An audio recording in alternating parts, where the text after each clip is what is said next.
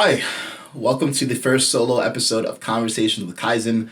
My name is Kaizen, and this is a very, very special episode because it's the first time that I'm going to be sharing my life story on camera. And normally I'm not big on listening to people's life stories, but I figure if I'm starting a Conversations with Kaizen podcast, it's probably helpful to know who Kaizen is, not just the conversations that he's having. So if you're here, first of all, thank you for investing your time and your trust and your energy in going on this journey with me. And I don't know where this journey is going to end up, to be frank. Before, I had a different name for this podcast, which was Rational Mystic. And then I changed it because I realized that although I am interested in rational mysticism, there's a lot more to the experience of life that I'm interested in and want to have conversations with fascinating people about. And I want to bring you on that journey with me. So for some interesting factoids about me to provide some credibility, I graduated from Harvard with a degree in philosophy, and I also won an Emmy for producing the League of Legends World Championship. So I've done some pretty cool things in my life, and those cool things have been in seemingly very different areas that are somehow all connected in my life. And part of a life story is to draw all those connections so you can learn more about what I am, who I am, and my perspective on life.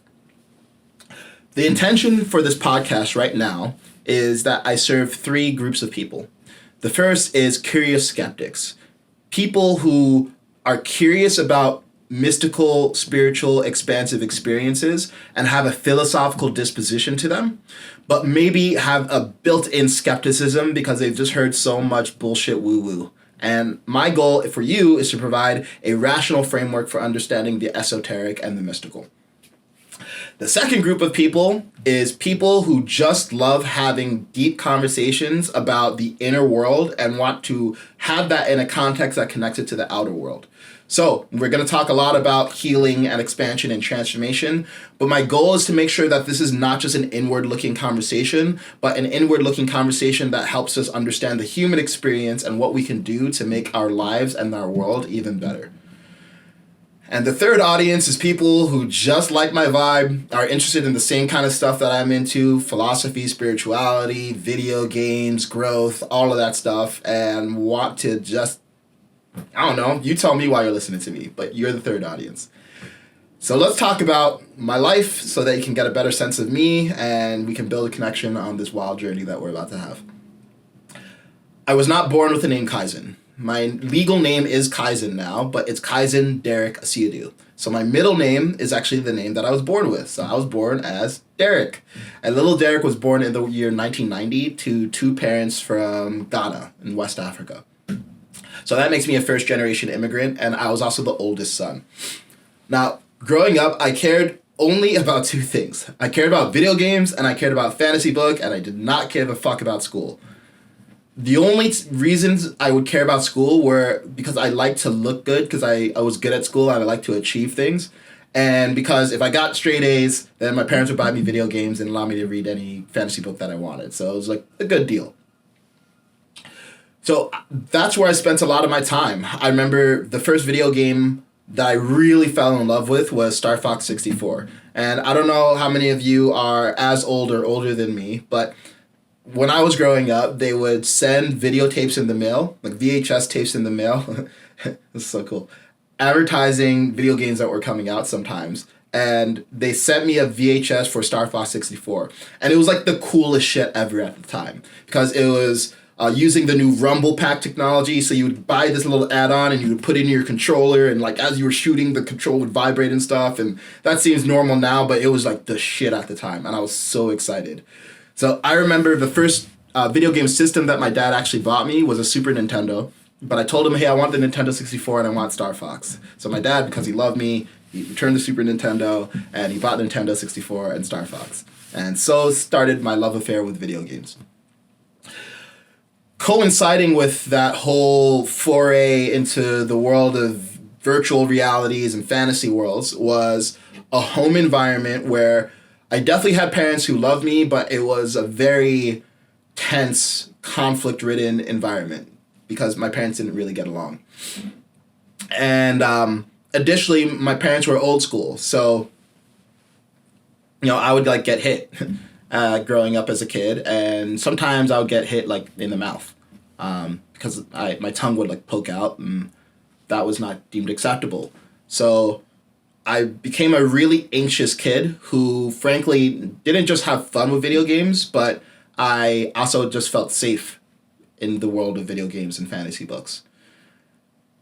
And that's something, it's funny because I think as I've become an adult and I've like healed myself and moved past my trauma, I used to have a lot of anger around aspects of my childhood, but talking about it now, I'm like, no, it was actually a great childhood and I had great parents, but as with any story, there are positive aspects and negative aspects, and they're equally important to creating the experience that I have today. So that was a bit of context on how I grew up. Additionally, there was a lot of expectation that I go to Harvard. And for my parents, it was their idea of the American dream. Because imagine you're an immigrant coming from Ghana and like you've made these big sacrifices and taken these big risks to come to this country. Like imagine your son going to the best school in the world. So that's what they really wanted for me. I didn't really give a shit until all of a sudden I did. It was the summer between 8th grade and 9th grade.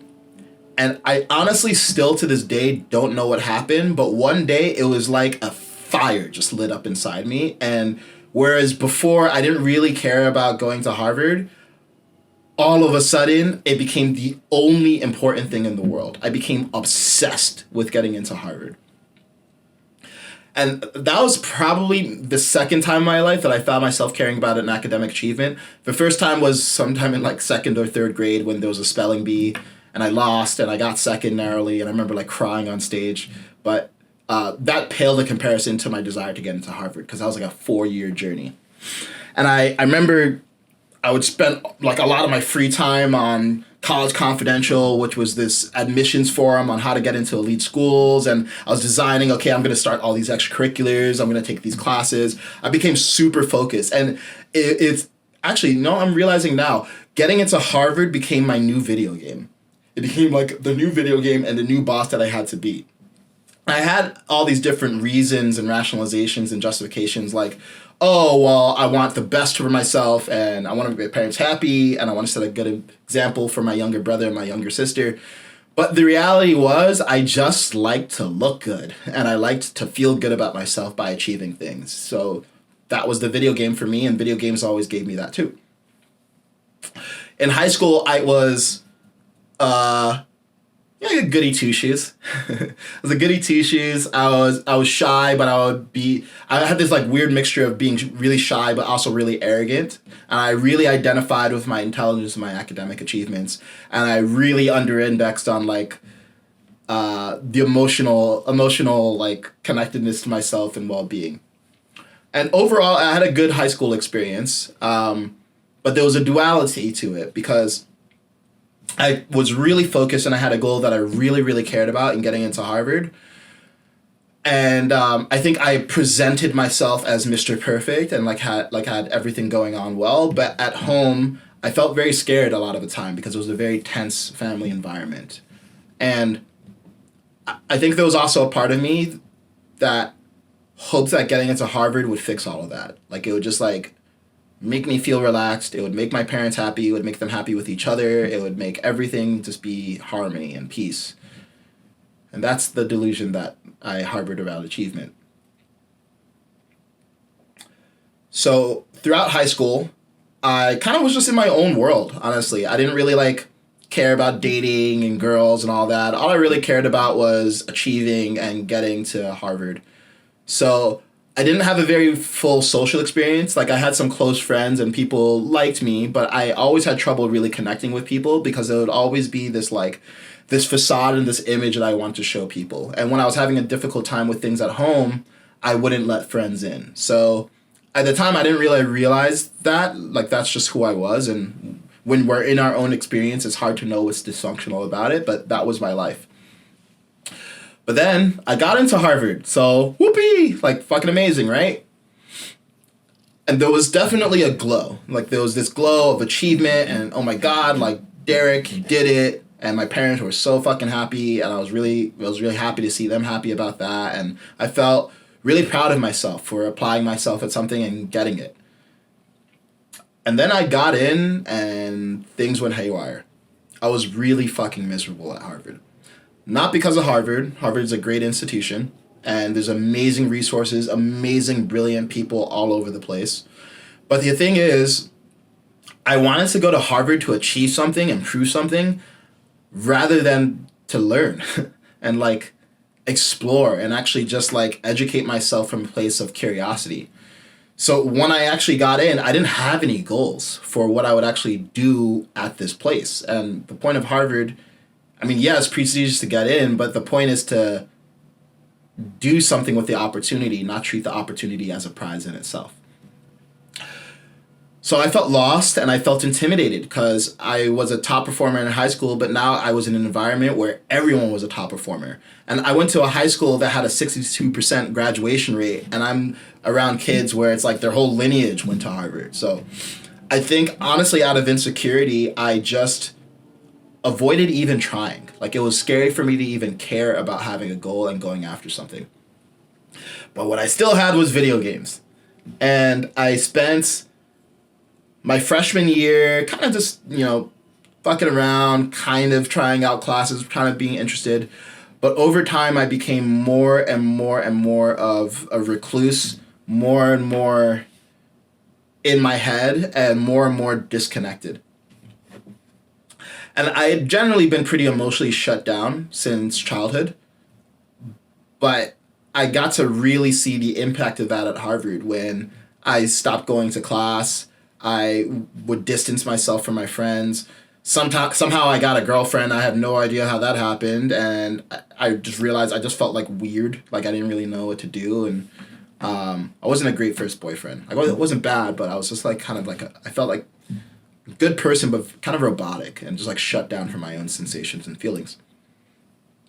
So I didn't think that anything was wrong. I was like, smart enough that I could kind of just coast by and not really go to class, take a test, get good enough grades. But then things got harder and I felt more and more emotionally dysfunctional and more disconnected. And I started studying philosophy, which I really enjoyed. I remember the first book that made me fall in love with philosophy was an essay actually called The Discourse on Inequality by Jean-Jacques Rousseau. And I just loved how philosophy gave me a lens for viewing reality in a way that was so interesting and enriching. It was almost like viewing reality like a video game with its own set of rules. So that's what I liked about philosophy. But I think, honestly, the combination of studying some of those guys like, Kant and a lot of these depressed Western philosophers was that it only reinforced the feeling of disconnection and headiness that I had in my own head. And eventually, I stopped going to class pretty much at all. And eventually, I failed a class at Harvard. Now, the thing about Harvard is that it's actually really easy to graduate. It's hard to get in, but it's easy to graduate. And their policy at the time was, okay, if you fail a class, then you need to take a semester off. So I took a semester off. And I was so fucking embarrassed that I had failed a class because I never really failed anything that I had tried at in my life. Except that spelling bee. And I was so ashamed of what I had done, or rather failed to do, that I just ghosted everyone. I ghosted my friends. I didn't tell them that I wasn't coming back to school next semester. I broke up with my girlfriend. I didn't really tell her why. And I was doing a summer internship at a tech company in Silicon Valley at the time, and I didn't even tell them. Like, no one knew except for my parents that I wouldn't be coming back the next year. And I didn't really know how to handle it. And I wish I had realized at that time, like, I wish I had had some inkling that maybe there was a deeper problem to look at, but I just ignored it. So then I come back. And now the year is, when was this? I think it was 2010. And I still hadn't dealt with a problem. I still felt disconnected. I still felt like I lived in my head. And in fact, I felt solipsistic. So solipsism is, you could probably maybe call it a pathology, but this concept in philosophy that you're the only person who exists. Like, I honestly felt like I was the only person who existed. I was just felt so off and so unplugged. And I hadn't actually solved any problems. So guess what? When I went back to Harvard, I stopped going to class again. I started eating to deal with my feelings or to feel something, and became more overweight, not taking care of myself, and eventually, boom, I fell out of another class. And this time I had to take another semester off, and I was at risk of being expelled for failing. And I remember the night that I realized I had failed a class. It was nighttime, and I was in my dorm room, and I was in a building, in a dorm called Leverett, and it's like this like big gray concrete building. There's a long window to my left, my bed is to the left and behind me, and in front of me I'm just looking at my PC. And there's this white blue glow from my PC, and I'm looking at my email, and I see that I failed again. And that was the night that I considered killing myself. I started Googling ways to kill myself. I don't remember actually if it was Googling or if I started thinking, but basically contemplating different ways to kill myself, like jump in the Charles River, which is the river in Cambridge on the Harvard property, and just finding the most painless ways to end my life. And thank God, at that moment, I realized, whoa, something is fucking off. This is not normal. I don't know what's going on, but I need to get some help. So I went to the psych ward on campus, and I told them what's going on. And they diagnosed me with major depressive disorder and anxiety. And I was really ashamed, but there was this weird sense of relief, actually. Because for the first time in years, I actually had a defined problem with a name that I could solve. Rather than, this is just who I am, I feel disconnected, I feel like nothing's fucking real, I feel like I'm just a walking head. I was like, okay, depression, anxiety, I can deal with that. So I took time off from school again. This time I didn't ghost my friends. I told them what was going on in my life. And fortunately, I remember specifically Aditya, Tomas, and Leah reached out to me and just expressed their compassion. And that was really, really helpful for me. And told my mom what was going on, told my dad what was going on. And because they loved me, I was so afraid, honestly, that they would be angry and disappointed with me. But it turned out that just being vulnerable about what was going on just created a lot of safety, and then I didn't feel so alone in my experience. So I went home, and I spent my 21st birthday alone in my bedroom. I remember I went to therapy for the first time, and I talked to the therapist, and I only saw them for like 2 sessions, but I do remember that merely talking about and acknowledging the difficulty that I was going through really helped. Like, it really shone light on the thing that I had been avoiding for years and years.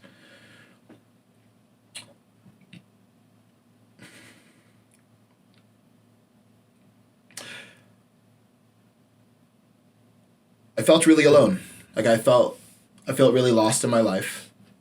I felt really disappointed in myself.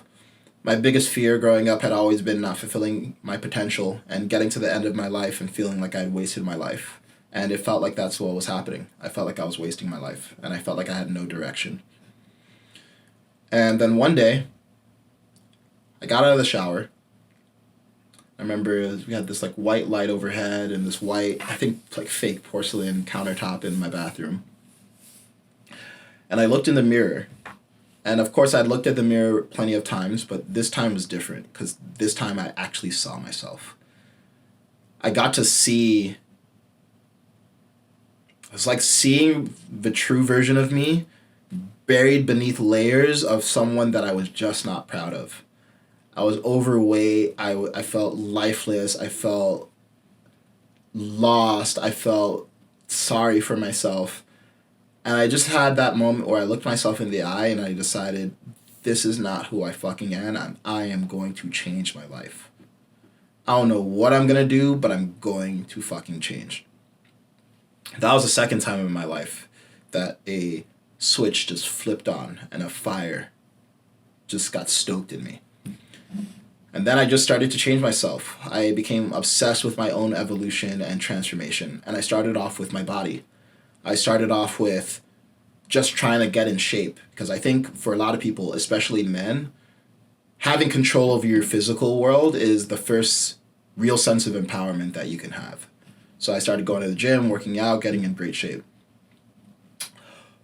Fortunately, at Harvard, even though I had stopped going to class and I felt very, very disconnected from things, the one thing that I still felt engaged in was video games. And I played hardcore multiplayer competitive video games like StarCraft 2 and League of Legends. And I was really good at video games from playing them my whole life, and I just had a naturally well-suited disposition for them.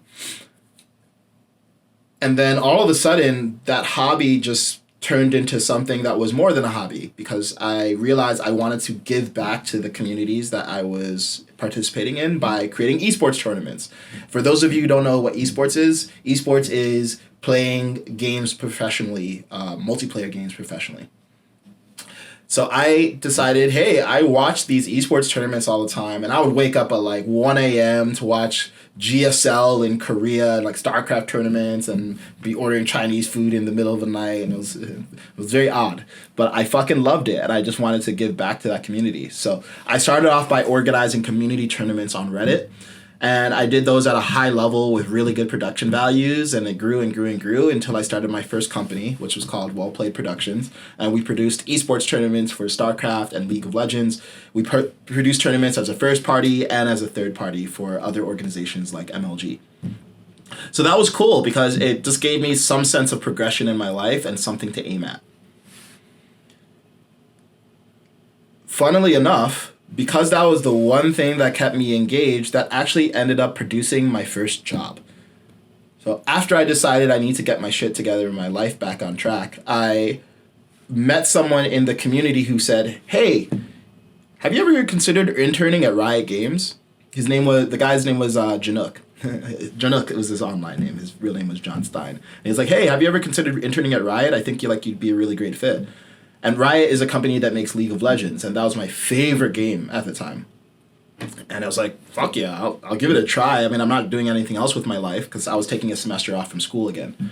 So I applied, I got it, and I fucking crushed it. I was really, really good at my job. And by the time I was done with my internship, they extended me a job offer, a full-time job offer. And I told them, okay, I want to finish my last year of school, and then I'll come back. And that was life-changing for me because I got something that felt like it was truly congruent with me because I love video games. I had a job that had a clear ladder of progression. It moved me out to California, which was amazing for me because something about just being around inspired people chasing their dreams in an environment with all this sun and nature was just so healing for me. And that gave me enough motivation to start going to class again in my last year at Harvard. So I went back to school, and then got good grades and graduated. And then I was like, fuck this. I never want to do that again, but I'm glad I got my Harvard diploma. And that started the next major arc of my life in California, working in the video game industry. First as an esports intern, and then over time, I advanced pretty quickly in the company, and I became the head of global esports events at Riot. And I produced the League of Legends World Championship, which is what I won the Emmy for, which you can see behind me over there.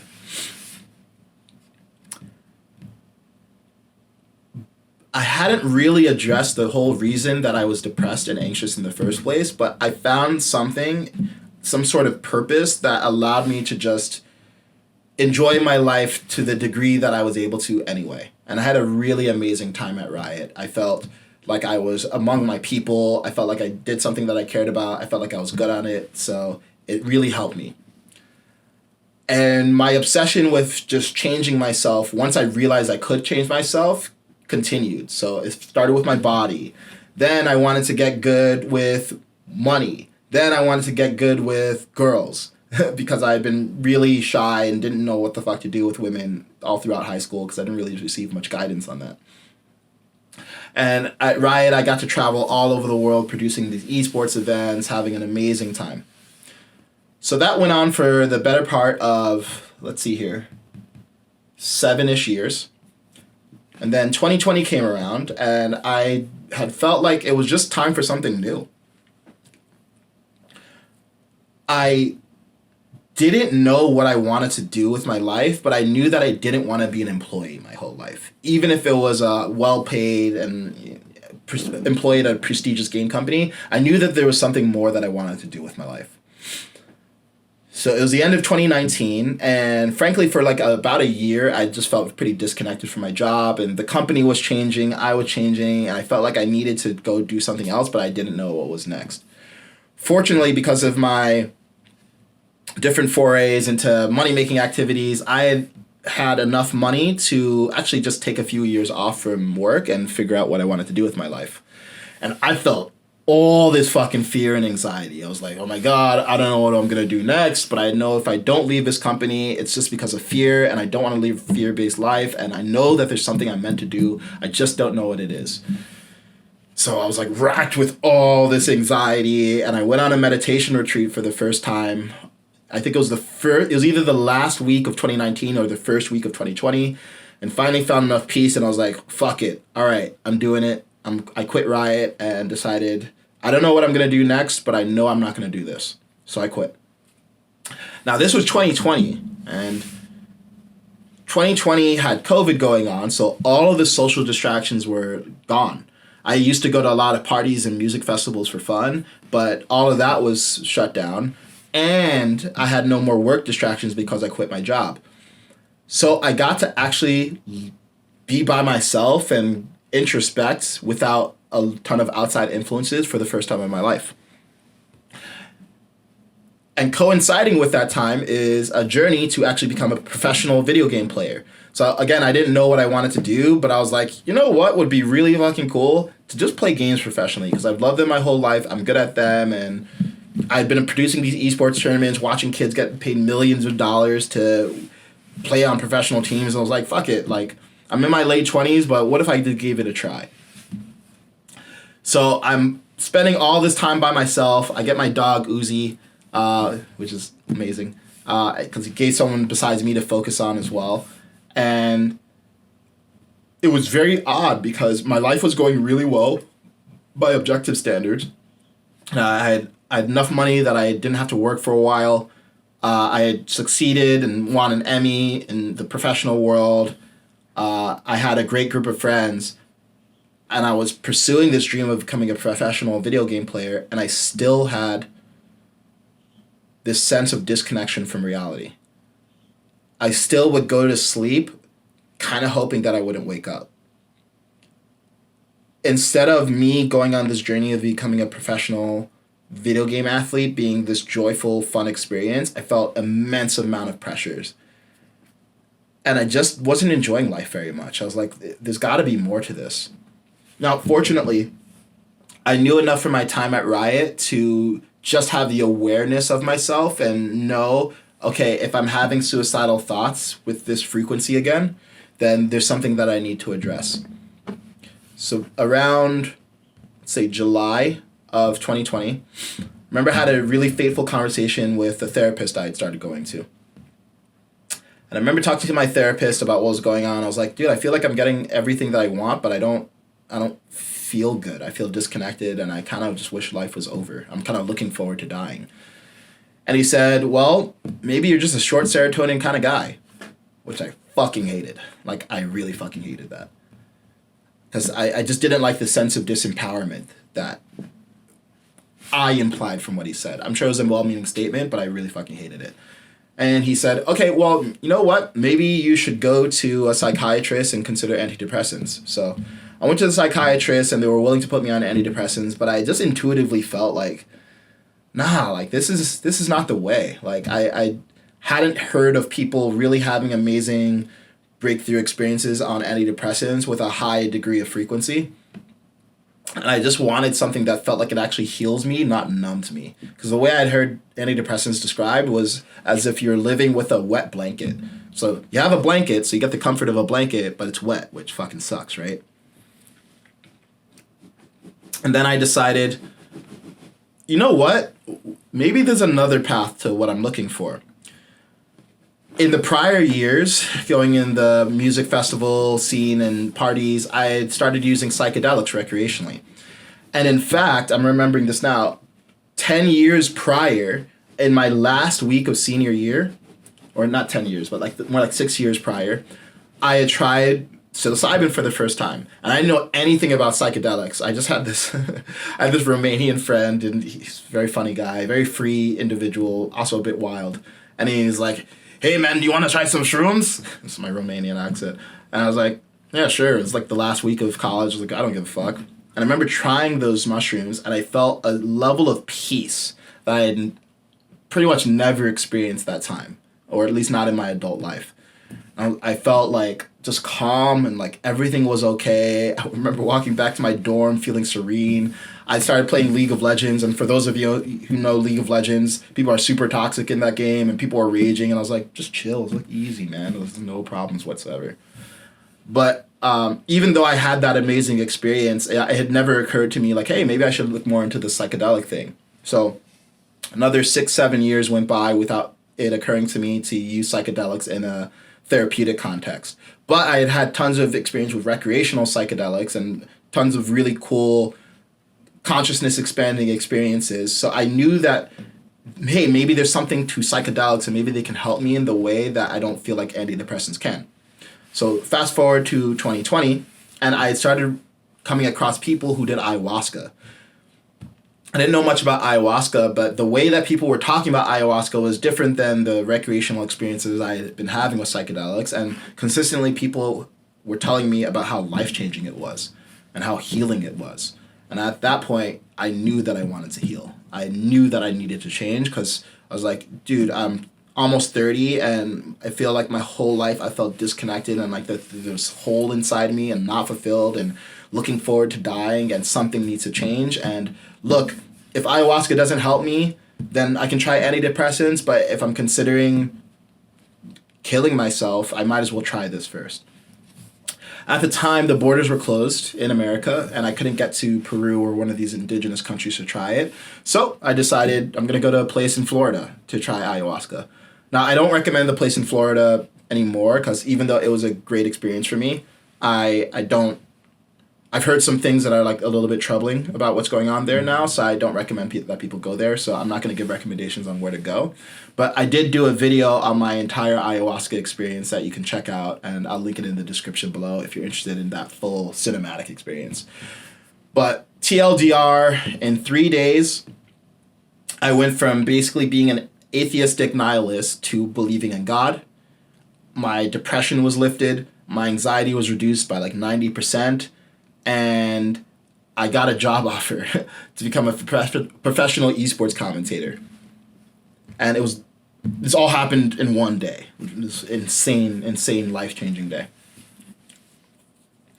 So, end of 2020, I'm feeling a sense of peace and tranquility and wholeness that I'd never experienced in my life before. And I didn't really feel like I had a broad direction in my life, but I finally felt good about who I was, even if I didn't know where I was going, which was a huge level up. And I don't want to say that it was just ayahuasca that did it, because I had developed a strong meditative practice, and I just had become very interested in knowing myself and Eastern spirituality and just solving myself like a problem or a video game that I could beat. But ayahuasca was a huge breakthrough experience that built on all the other work that I had been doing, and I was very diligent about integrating it as well. So then 2021 comes around, and it's this really weird reality that I'm in, because I feel better than I ever have, and I got this dream job to be a professional on-air esports commentator for League of Legends, which I would have fucking killed to be years prior. But I stopped playing video games. Like, I just stopped having an interest in them, and I was just much more interested in transformation and growth and evolution. And a few months after my ayahuasca experience, I came across the word Kaizen in a book by Tony Robbins called Awaken the Giant Within. And I still remember, like having the book, and it was like on the lower paragraph of the right side of the page, and it said Kaizen. And Kaizen is a term that's pretty common in business development principles. It's the idea of continuous improvement. But Tony was talking about it in the context of life. And he was saying how in Japanese culture, they talk about the Kaizen of your relationships and your physical health and your emotional well-being and your wealth and all these things. And I looked at that word, and it just jumped off the page at me. And I was like, holy shit, like that word is so beautiful, and I feel like it's me. And that word, I didn't immediately think, oh, this is my name. I was just like, this is like my favorite word. And then after my first ayahuasca experience, I started jumping into the world of plant medicine and transformation and personal development and healing and all that. And I started meeting people who had changed their name. And at first I thought it was so fucking weird. I was like, who changes their name? And then, of course, a few months later, I changed my name to Kaizen. And I changed it legally, and then I became Kaizen Asiedu, which Easter egg is KDA. So if you're into video games, you get the reference. And that wasn't intentional, it just happened. So anyway, 2021 comes around, and I'm doing this esports commentating job, but I'm not really into video games. I'm way more into personal development, and I feel kind of fake. I just feel really incongruent because I'm on camera talking about these kids playing video games, and it's cool, but I'm like, there's got to be more to what I'm meant to do than this. And it was very odd because I was certainly fortunate to have that job, and it was the perfect job because it was part-time. It helped me get good at speaking on camera. It gave me a brand. It gave me an audience. But at the same time, I felt so misaligned with that job, and I really didn't actually care that much about esports or games at that point in my life anymore. So I really struggled with that for several months until in the break between the splits in the season, so there's splits in the competitive gaming season, in the break, I had another crazy powerful ayahuasca experience, and I came out of that feeling like, okay, you know what? I don't want to do this forever, but I'm grateful that I'm doing it for now because it's giving me a liminal transition while I figure out what I actually want to be doing with my life. So we get to the end of 2021, and I'm like, fuck, am I going to have to commentate for another year? Because I want to start making money again, and I don't know what else to do with my life. I remember walking around in New York City, and I had the thought like a week or two prior. This is the first time I think I'd thought this to myself in my life. I thought to myself, I need a life coach. Like, I just felt lost, and I didn't know what to do with my life. I need a life coach. And then lo and behold, a life coach randomly DMs me on Instagram. This is the first time that any such thing had happened. And I got to talking to him, and at first I was like, this guy's just trying to like make money or whatever.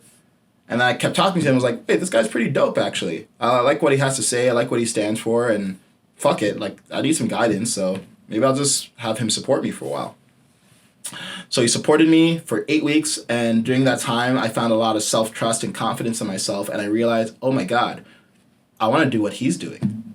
I want to be a life coach. I want to help people heal. I want to help people find their purpose. I want to help people just know themselves as well. Wow, it's pretty cool to talk about this. So I realized that, and that was perfect because at the time I was commentating on the LCS, and they told me for the next year they're going to be downsizing the broadcasting team, so there wouldn't be room for me. And I was like, well, that's great because I didn't want to do that anyway. I want to go do this life coaching thing.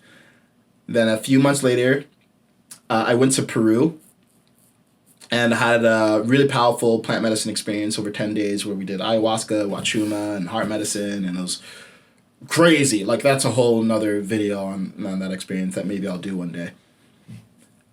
And I came back, and I just had this certainty and this confidence. I was like, all right, I'm ready. Like, I know it seems weird that I did all this video game stuff and this Harvard philosophy degree, and I don't see how it all connects, but it feels right that I'm meant to support other people in their own evolution. So I started a coaching business, and things took off very, very quickly. And in hindsight, it all actually made sense because if I look at things in hindsight, I was doing this life coaching thing.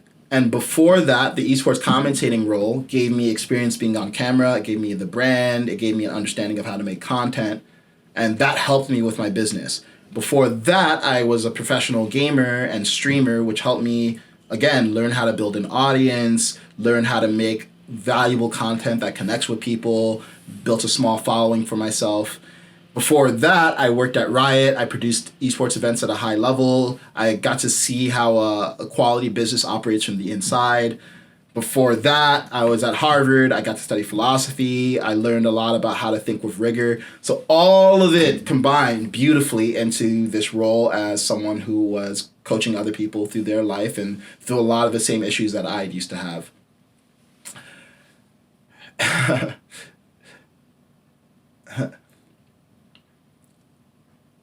So I started coaching, and that's what I've been doing to this day. So how did this podcast come around? Well, last year, I'm recording this video in 2024. So last year, 2023 in October, I went to Egypt. And my friend Tyler told me, hey man, it's time. You should start a podcast. And people had told me that multiple times, but it never really hit. But something about being in Egypt and that time in my life, I really connected with, because at that point, I had been life coaching for about 2 years. I started a men's community called Lineage with my best friend that was really, really impactful, and we did amazing, amazing events in Tulum and in California, all over the place.